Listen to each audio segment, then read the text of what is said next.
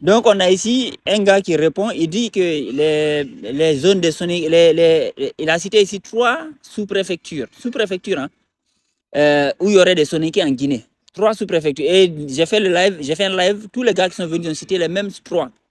Un endroit qu'on appelle Manda Saran, et puis un endroit qu'on appelle Badukula, un truc comme ça. Et puis un endroit qu'on appelle Lisan Saran.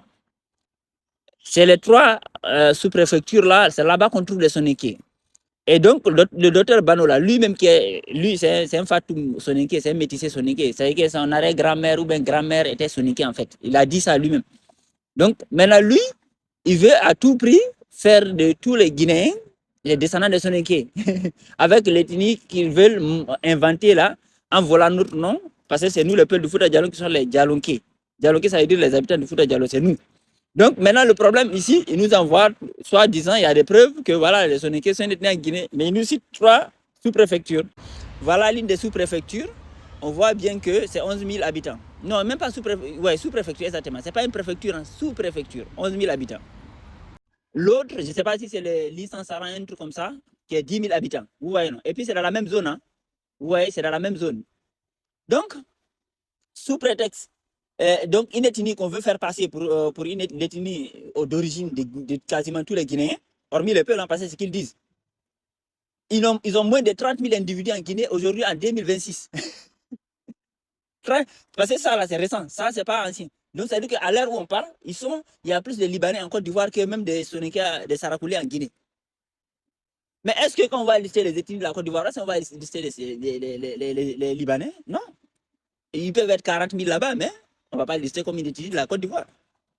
Et c'est pour cela que dans les statistiques des populations de la Guinée, en 1930, là, on n'avait pas listé les Soninké. Voilà. Donc, on avait bien dit qu'il y avait les Soussous, les Nalou, les Téménés, les Baga, les Landouman. Voilà, 218 000 personnes. Voilà, ici, 80 000 personnes, les Landouman, ils avaient estimé ça comme ça. Et nous, les Peuls, on était environ quasiment 1 million, hein, parce que 864 000 individus. Quasiment 1 million. Donc, on faisait plus de 6 fois, les gars, là.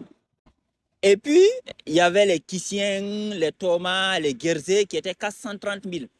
Donc, ça veut dire que c'est nous qui étions le plus grand groupe. Après, les gars, là, les Kissiens, les Thomas, les Guerzé, là, c'est qui étaient le deuxième grand groupe. Ils étaient presque la moitié de nous, notre groupe.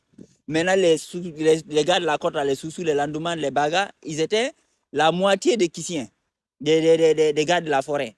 Maintenant, les Malinqués de Guinée, qui règnent sur la Guinée depuis voilà, la colonisation, hein, voilà, ils étaient 42 300. Et même les Blancs, ils ont bien écrit, leur intelligence est moyenne. C'est pour ça qu'on dit que c'était des bons soldats, des bons militaires, parce qu'on leur dit tirer, ils tirent quoi. Voilà. Maintenant, il y a un gars qui vient me dire que non, tout le monde est venu en Guinée, que les Soninké, c'est comme les Sérères, machin, que lui, il vient, voilà, il dit que c'est comme les Sérères du Sénégal. Il dit que les Soninké en Guinée, c'est comme les Sérères du Sénégal en genre. Maintenant, le gars, il m'a dit que lui, il vient de la zone du Fouta, Toro, là-bas, quoi. Mais que là-bas, on dit qu'il n'y a plus de Sérères là-bas, mais on dit que la terre là, en fait, c'était les Sérères qui sont les originaux là-bas. Vous voyez, non? Maintenant, moi, je lui dis qu'en fait, on ne peut pas comparer les Sérères du Sénégal et puis les Soninké en Guinée. C'est même pas comparable. Parce que les Sérères, dans leur tradition orale, ils ont toujours dit qu'eux, ils viennent du Fouta. Maintenant, non, c'est pas, tradition orale, ce n'est pas négatif, mais il faut que ça coïncide avec la science. Il faut que ça soit renforcé par l'archéologie et l'histoire. Maintenant, nous, les peuples du Fouta Toro là-bas aussi, on dit aussi que les Sérères étaient là-bas. Et d'ailleurs, on dit qu'on était le même groupe. Qu'eux, ils se sont détachés parce qu'à cause d'une révolution religieuse. Vous voyez, non? Maintenant, ça, c'est la tradition orale. Hein. Maintenant, qu'est-ce que la science a dit par la suite? Vous voyez, les Sérères, ils sont ici maintenant. Ils sont dispersés comme ça. On les retrouve à part de là où ils sont jusqu'au Fouta Toro. La science, par la suite, l'anthropologie et la linguistique, les scientifiques occidentaux, hein, dans les années 60, hein, ils sont venus dire que les CRR représentent un groupe Peul dont la langue est plus archaïque, c'est-à-dire plus primaire. C'est-à-dire qu'ils parlent une forme de Peul ancien. Ouais, non? Et ça, c'est dans les années 60. Et la femme qui avait écrit ça, là, c'est Homburger, une femme qui s'appelle Louise Homburger. Voilà, vous pouvez taper sur Percé, vous allez voir le truc. Homburger Louise, vous voyez, non? Linguiste, professeur, hein? À l'école pratique de hautes études. Donc ça a été publié dans le journal La Société des Africanistes. Vous voyez, non? Ça, c'est en 1962. Et la dame qui a dit ça, c'est pas n'importe qui. Vous pouvez aller faire la recherche sur elle. En fait, c'est la fondation, le truc là, la société Inalco. Voilà. Donc, c'est l'une des plus grandes sociétés de linguistes dans le monde, en fait. Vous voyez, non?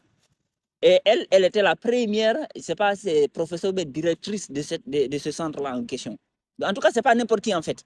C'est non seulement une scientifique, Lilias Homburger, mais c'est pas n'importe qui. Vous voyez, non?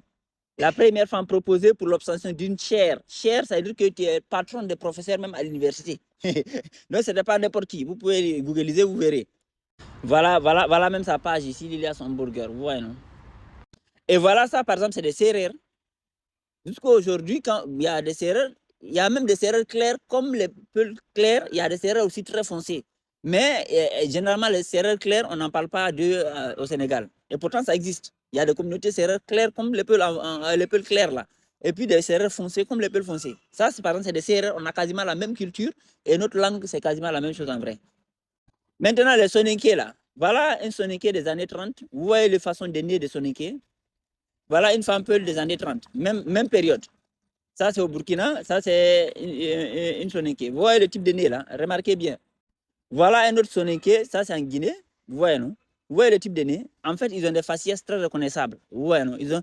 Mais aujourd'hui, quand ils se mélangent avec nous tellement, quand vous tapez sur Google, on vous sort que des métissés peuls en fait. Mais ils ont des faciès très, très reconnaissables. Et puis, c'est des petits groupes. Donc ici, les Sérères, dans leur histoire, ils sont soutenus par l'archéologie et la linguistique. Et voilà, il y a tout qui converge. Ouais, non? Donc leur tradition orale est soutenue par non seulement les traditions environnantes, mais aussi par la linguistique et puis par l'archéologie. Vous voyez, non?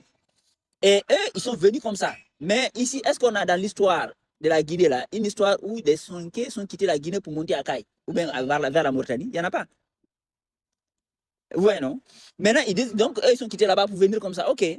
Maintenant, ils disent qu'ils sont assimilés. Ils disent que oui, on n'est pas beaucoup aujourd'hui parce qu'on s'est assimilé. C'est-à-dire que quand on habite avec les Soussous, on devient Soussou. Quand on habite avec les Malinké, on devient Malinké. Quand on habite avec les Peuls, on devient Peul.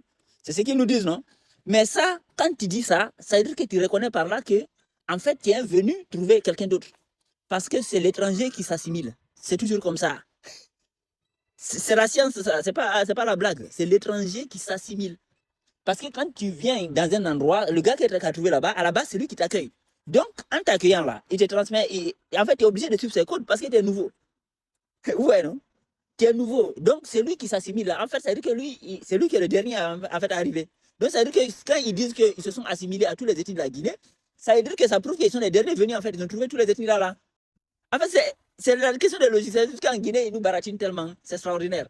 Les gars, ils parlent sans aucune preuve archéologique, rien. Et puis, ils disent non, c'est écrit, comme Dr Banola. Il va vous dire non, le bouquin tel. Mais il ne nous dit pas qu'est-ce qui est écrit dans le bouquin qui prouve ce que lui, il avance. Juste, c'est comme si moi, je viens raconter une bêtise. Je dis non, il y a un bouquin qui a dit ça.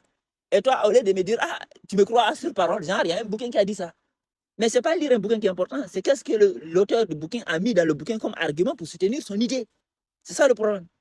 Eh bien, les Toniqués là, donc on voit que voilà, c'est des gens, ils font moins de 30 000 individus, parce que même les sous-préfectures qu'on a vues là, il n'y a pas que des Toniqués là-bas. C'est juste que c'est un endroit en Guinée, dans toute la Guinée là, tu te balades, c'est là-bas tu peux le trouver. Ça dit que dans toute la Guinée, pour trouver un Soninké, c'est dans la zone là. Maintenant, pour essayer de ces machins, ils disent non, les Diakanké, c'est des Soninké aussi, patati patata, ils essaient de. Vous voyez, non? Mais le problème, déjà, si vous voyez qu'ils n'ont pas été listés même dans les ethnies de la Guinée, avant l'indépendance, c'est parce qu'ils n'existaient pas. Parce qu'en fait, il y a des petits groupes qu'on peut qualifier de négligeables en réalité. Ouais, non? Quand on parle d'ethnie, on parle. Et puis aussi, ça prouve qu'eux, ils sont venus après la colonisation, ou même pendant la colonisation, en fait. Donc, ils ne sont pas indigènes en Guinée.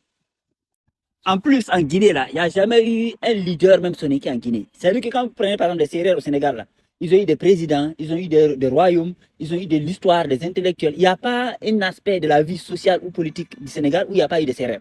L'histoire du Sénégal, c'est Sérère Peul. C'est les deux là qui sont dans toute l'histoire. Tous les rois que vous entendez au Sénégal, tous les royaumes, tous les empires, tout ce qui est l'histoire du Sénégal, c'est les Peul et les Sérères. Parce que même un truc de voilà, c'est les Peul et les Sérères.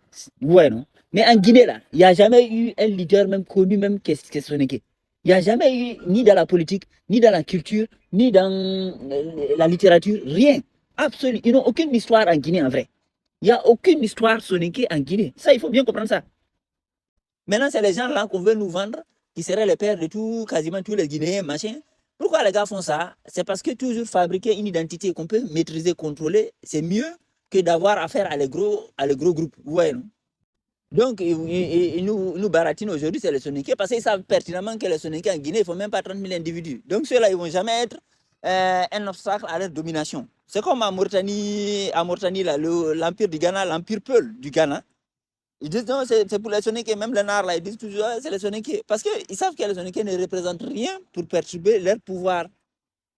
Et d'ailleurs, même Kaï, là, c'est-à-dire que quand on parle des Soninké aujourd'hui en Afrique, c'est Kaï, en fait, c'est là qu'on les connaît.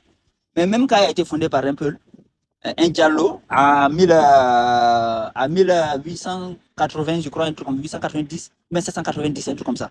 Mais c'est un Diallo qui a fondé même Kaï. Avant qu'on fonde Kaï, là, les Soninké, ils étaient où? C'est que c'est les gens qui sont entrés en Afrique en dernière position parce qu'ils sont entrés quasiment vers 1900 quasiment. Voilà.